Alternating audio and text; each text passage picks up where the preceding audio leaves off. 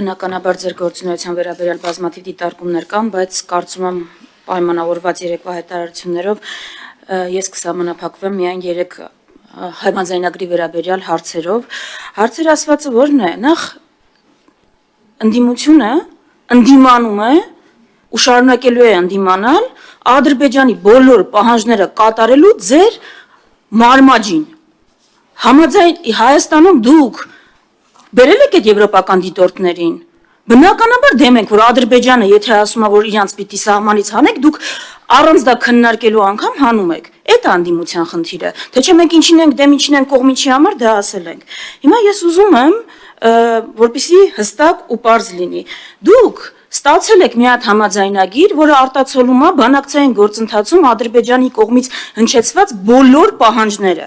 բոլոր։ Ու հայտարարում եք, որ փոխզիջումային փաստաթուղթը,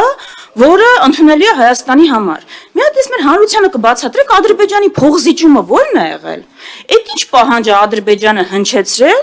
որից հետ է կանգնել, զիջել է ինչ-որ բան։ Ո՞րն է եղել Ադրբեջանի փոխզիջումը այս բանակցային գործընթացում։ Ես հիշեցնեմ, որ դուք սկսել եք բանակցել ենք այդից, երբ որ Ադրբեջանի պահանջները վերաբերում էին բացառապես Արցախին, հիմա հասել եք այնտեղ, որ Ադրբեջանը հրապարակային նախապայման է դնում սահմանադրություն փոխելու, պահանջում է Հայաստանի Հանրապետության քաղաքացիներին։